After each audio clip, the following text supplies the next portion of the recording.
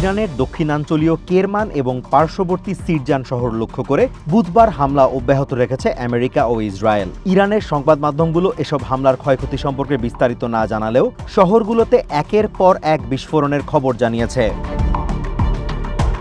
বন্দর আব্বাস শহরের শহীদ হাক্কানি জেটিঘাট লক্ষ্য করে বিমান হামলার ঘটনা ঘটেছে। হরমুজগান প্রদেশের শীর্ষ কর্মকর্তা আহমেদ নাফিসি জানিয়েছেন, যুদ্ধবিমান থেকে এই বেসামরিক অবকাঠামোতে বোমা ফেলা হয়েছে। তিনি একে ক্রিমিনাল অ্যাটাক হিসেবে অভিহিত করলেও জানিয়েছেন এতে কোনো প্রাণহানির ঘটনা ঘটেনি। এদিকে আমেরিকার সেন্ট্রাল কমান্ড সেন্টকম সামাজিক মাধ্যম এক্সে জানিয়েছে, তারা ইরানের অভ্যন্তরে মাটির গভীরে থাকা একটি সামরিক লক্ষ্যবস্তুতে সফল হামলা চালিয়েছে। ইরানের ক্ষমতা প্রদর্শনের সক্ষমতা নষ্ট করতেই এই হামলা চালানো হয়েছে বলে দাবি তাদের।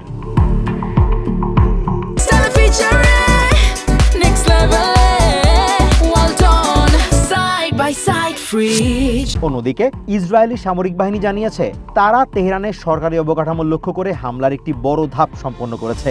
এছাড়া ISNA জানিয়েছে, দায়িত্ব পালনরত অবস্থায় আমেরিকা ইসরায়েলের হামলায় অন্তত 10 জন ইরানি নার্স নিহত হয়েছেন।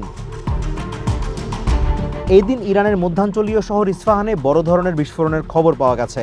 দেশটির অন্যতম বৃহত্তম মোবারাকে স্টিল কোম্পানি জানিয়েছে, তাদের একটি উৎপাদন কেন্দ্রে ভয়াবহ হামলা চালানো হয়েছে। পাশাপাশি দক্ষিণ পশ্চিমের চাহারমহল ও বখতিয়ারি প্রদেশের সেফিদ দস্ত স্টিল এবং খুজেস্তান স্টিল কারখানাতেও ব্যাপক ক্ষয়ক্ষতি হয়েছে।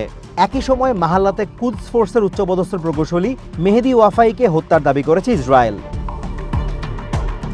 দক্ষিণের বুশেহের প্রদেশে একটি আবহাওয়া কেন্দ্র এবং পোল্ট্রি ফার্মে হামলা হয়েছে। আবহাওয়া কেন্দ্রের কাছের একটি গ্রিন হাউসে হামলায় 2 জন আফগান শ্রমিক আহত হয়েছেন। অন্যদিকে পশ্চিম ইরানের লোরেস্তান প্রদেশের খোররামাবাদে আমেরিকার একটি লুকাস ড্রোন ভূপাতিত করার দাবি করেছে দেশটির পুলিশ। সার্বিক পরিস্থিতির মাঝে ইরান সরকার দেশের ভেতরে নজরদারি জোরদার করেছে। শত্রু বাহিনীর সাথে যোগসাজশ এবং জাতীয় নিরাপত্তা বিঘ্নিত করার অভিযোগে ইরানের মধ্যাঞ্চলের মার্কাজি প্রদেশ থেকে 65 জনকে গ্রেফতার করেছে IRGC। তাদের শত্রুর এজেন্ট হিসেবে অভিহিত করা হয়েছে। Azimur Rashid Kanak, one international desk.